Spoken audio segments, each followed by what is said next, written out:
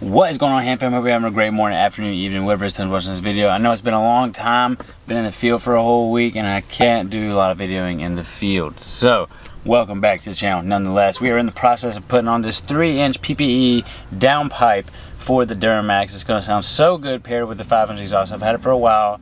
I know it's long overdue, but stay tuned.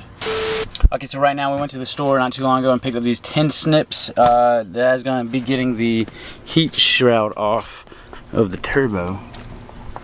As you can see right there on the back, it's just 3 10mm bolts, and then I've already halfway snipped it, but it's going to be a little bit of a process to snip the rest of it and then pull it out, and then we'll work our way back down towards the back side of the heat shield and then take off this V-band clamp right here behind the turbo. So let me do that. Not gonna be too much recording today. It's not really an installation video. It's just me telling you that I'm putting on a 3-inch downpipe. All right, Hamm Fam, just got the freaking shroud off the turbo heat shield, whatever. Snipped that thing in like a million pieces, but yeah, I messed up my damn my little heat padding by there. Forgive me, I'm having a brain fart. I'm trying to work a million miles per minute. Okay, so got that off, and now we're about to work on to the back one and take that V-band off back there, if you can see that. And then we're gonna come over here to the passenger side, take off this fender lining, and loosen the transmission dipstick, as well as try and get the backside heat shield off at the same time. After we do that, it shouldn't be too hard, so we're gonna tackle that right now. Alright, so I went to Harbor Freight real quick and got some ratcheting wrenches. Yeah, definitely going to be a necessity when you're getting back to this transmission dipstick bracket. There's a bracket right behind here, and it has 2 bolts with 13mm. And also, if you want a more in-depth view of this installation, I'm actually doing Truckmaster's video. I have his channel linked down in the description below. Super helpful guy, best Duramax how-tos out there. But he's helping me out a lot with this video. But anyways, yeah, 2 13mm, and they'll be right behind the stock downpipe right here. Loosen those up, don't take them all the way off. And then I got a 9/16 for this bolt right here, and this goes right here from the stock one as well. And it mounts right here, so I'm just loosening that up. And once you got that, that'll come out. And I also have an 11mm, yep, 11mm for this V-band clamp right here, and loosen that up as well. And I'm about to work on the 3 10mm bolts for this back heat shield right here.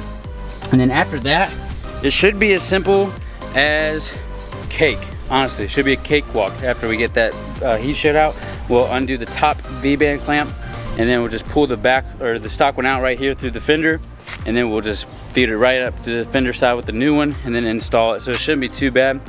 Like I said, I'm not really recording much of the installation. It's more of just a telling you that I'm installing it and a comparison of the two. So I'm about to head up top right here to the engine bay and take off those 2 10mm bolts that are holding in the stock heat shield. And after that, I'll get with you. Okay, Hamm Fam, there's gonna be 3 bolts actually, 1, 2, 3. So these top 2 are pretty simple. This last one on the left right here was pretty difficult. It was to the left. I kept trying to go from the bottom, but what I found easiest to do, since the transmission dipstick is already loose, all I did was go straight through there, lean over the truck right here, and then it was pretty simple. Just put my left hand down there, drop the ratcheting wrench down, and flicked it like that a good couple times, and it loosened up really simple. And for this right here, you want to come up to the top of the engine. What I did was when I got it all the way to right here, I turned it sideways.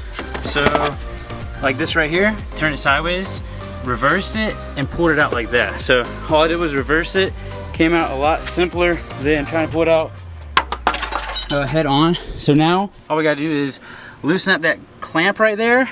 I already got this one loosened down, and then we should just be able to pull it straight through the passenger side fender. And then after that, we'll install the 3-inch one through the same side right here, and we should be good. So let me do that right now. All right, look at the difference, boys and girls. The 3-inch PPE downpipe is all out. It took a lot longer than expected because this front part right here was rusted a little bit right there. So as you can tell from my freaking face and hands, it took a long time. pretty frustrated, but we're about to slide this bad boy in there. Hopefully just tighten it down, simple as that, and then we can go ahead and give you a nice little before and after. All right, Hamm Fam, got the top, get the top band clamp on right now for the downpipe, but we're working on the bottom. Look at that beautiful PPE stamp right there. And then I'm gonna tighten that up. And I'm gonna show you a nice little before and after, and then we should be good. All right, Hamm Fam, it is all buttoned in. I don't have that bracket actually right there. Mine was actually broke off the truck for some reason. You can still see a little bit of it right there, but it'll still be fine. I'm going to set you down real quick and give you a nice little before and after.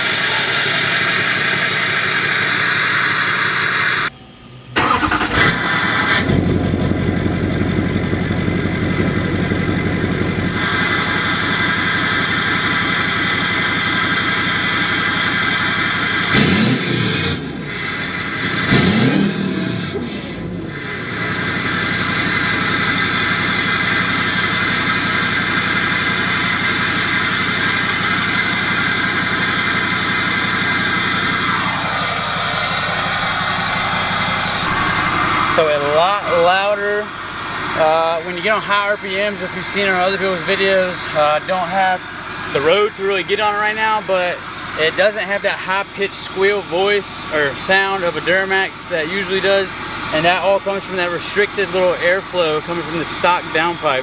Now this right here, it'll sound like that, like the vanes are open the whole time. Not really an install, it's just a walkthrough, and I really don't have the camera to do tight installs like that, but like I said, I showed you every step along the way that what I have seen, and the downpipe, when I did put it in, it just went through the same way you took it out. So it's gonna go straight through here, up like that, and just use the stock clamp still. But if you did learn anything at all or enjoyed today's video, drop a like and subscribe. Comment down below as well. Let me know what you want to see. And until next time, Hamm Fam, thank you guys so much. It's my statement. I done grinded too damn hard, yeah, not to make shit. It's my statement. Took a few bumps, yeah, I ended up on the pavement. It's my statement. I'm telling y'all I'm different, this ain't basic. It's my statement. Shit ain't like old times, yeah, gotta face it. It's my statement.